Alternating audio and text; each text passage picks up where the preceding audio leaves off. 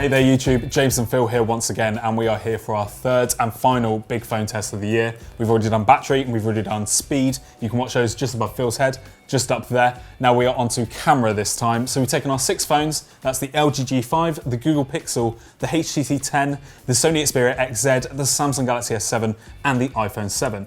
So you may have already read our Tech Radar full in-depth review of some of the best camera phones out there, where we really drill down the technology, test the sensors at a range of ISOs, test the focusing and the various macro modes that each camera has to offer, but our test is a bit different. Yeah, here we're taking the 6 popular phones that we've put through the battery and the speed test already, and we're going to see how auto mode works on each. Right, so we took 5 scenarios. We got action, portraits, landscapes, low light and close-up. And this would give the cameras a real good workout and they give them nowhere to hide. So range of locations and situations to really put them through their paces. So we also took a DSLR out with us and we've compared that to each of the phones. Obviously the DSLR is a different level to the phones, right, yep. But there are some actually quite interesting comparisons here.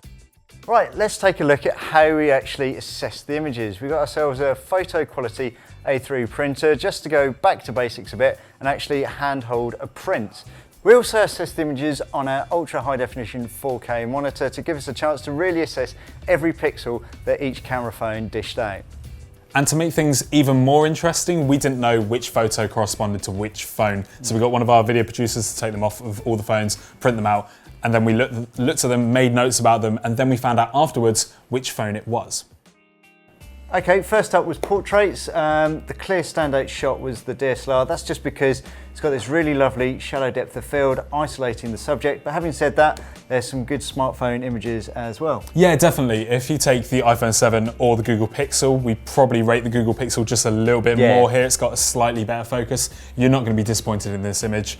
The one we were really disappointed in here was the HTC 10, which had a massive flare in the middle of the image. That's not something you really want to even upload to a social network. It's not really even usable in a way. And also, you weren't really that impressed with the LG G5 here. No, it was really bad. It sort of, even though Gerald was slap bang in the centre of the frame, just managed to miss focus, and it focused. The shot was really nice and sharp just beyond him. So a bit of a worry when it can't sort of focus straight in the middle of the frame. So next up is the action shot. We got Gerald to now jump in the air. It's going to be quite difficult for each of these cameras here. They're going to have to really focus on focusing. It's going to be a massive issue. The DSLR was again the standout here, but the Google Pixel did really well as well. The entire image is clear. It's really good, and we're also quite impressed with the iPhone 7. Now, which ones weren't you impressed by? Again, the LG. I haven't got it in for it, but it's just the camera, even though it's on auto mode, has decided to pick a really sort of a shutter speed that isn't fast enough to freeze the action. So it's failed there, and you've just got too much blur in the shot compared to the others. The other one to note is the Sony Xperia XZ. This is a massive focus for that phone. They really focus on the autofocus feature. We've got some great shots out of it before doing this exact same experiment. It's good, it's not blurry at all, but it's not as good as the Pixel, and that's not something the Pixel sells itself on. No, it's true. So next up is landscapes. We've got a really nice scene here that will allow us to really look at the detail that these cameras can resolve, as well as the dynamic range of the shot, because there's some really bright areas and dark areas. Obviously the Nikon with its 36 million pixels was staggering when we zoomed in. The detail just kept on going.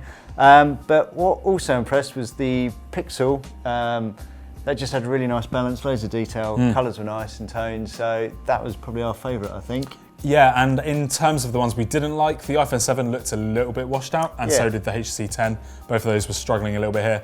But the one that really struggled was the Sony Xperia XZ. Honestly, like when we were zooming into this image, it looked awful, didn't it? Yeah, it was horrible. Just even when it came up on screen, it just looked really sort of over-sharped, and there's no detail really in it. Yeah, it's pretty shocking. Yeah, I think you'd be happy with most of these images on your phone camera. You wouldn't be that disappointed, I don't think. Yeah, no, I was pleasantly surprised by how good some of these were. So it's time for close-up now, and this is the time that the smartphones actually did better than the DSLR. The Google Pixel especially did really well here. Why do you think the DSLR struggled against the Pixel? Sort of physics, the distance between the lens and the sensor on the DSLR is that much greater than that on the smartphone, so it just can't focus as close as the smartphones. So disappointing, but whack a macro lens on it, and yeah, that would be storming ahead. They're all pretty good pictures here though. I think if you had this on a phone screen, you wouldn't be, be too disappointed by any of these. If you were uploading some of these to Instagram, yeah, you wouldn't exactly. You wouldn't be too gutted, would you? If you're going to be doing your food photography shots with them, they'll be perfect. So our last scene is our low light shot. This nice street scene is going to be a challenge for the cameras because you've got really dark areas and really light areas. So we're going to see how much image noise gets onto each shot.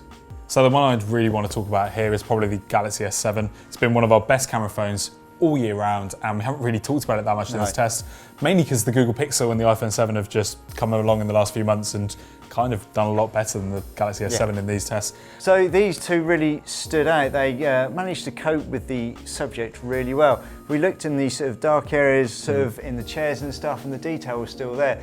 Noise was evident in the shot, but it was really nicely controlled. Definitely, and the HTC and the Sony, again, it's the same old story. They're really struggling here. There's a lot of noise and both of them are quite washed out again. Yeah, the detail does suffer quite a bit, and it's got their sort of in-camera noise control, which really does make details suffer, give a waxy look to the shots. So I think what we can take away from this test is that DSLR is still king, giving the best images out of the group, but I've been really impressed with the phones so far. Yeah, definitely. The Galaxy S7 is probably one of the most interesting out of all of these. It's been our consistently best phone camera of the year, but in terms of taking auto mode photos every day, the Google Pixel is probably the best phone out there right for it now, and the iPhone 7 is just close behind it. The LG, the HTC and the Sony are all struggling. If you're going to get those kind of photos on your phone and you're only looking at them on your phone, you're not going to be too disappointed, but in terms of auto mode and everyday use, you want to go for the Google Pixel, the iPhone 7 or the Samsung Galaxy S7. Those are the three to go for. So I was a bit sceptical to begin with, coming from a photography background, about how good these phones were going to be, but having seen the A3 prints, I was really impressed with the quality, some of the results, especially the Google and the iPhone, I think. Definitely, and hopefully this time next year we'll be sat down on the sofa again with brand new phones in front of us and brand new images in front of us, and maybe they'll be even a little bit closer to DSLR levels. Maybe that won't happen in 12 months' time, but we'll just have to wait and see. So for you guys, we want to see what phones you're using at the moment, and if you're getting good phone photography out of them, we really want to know what's your best camera phone at the moment. Around me, you're going to see the rest of the tests we've done. We've got the battery test and the speed test somewhere around here. Thanks for watching, thanks for liking, thanks for subscribing, and we'll see you again soon.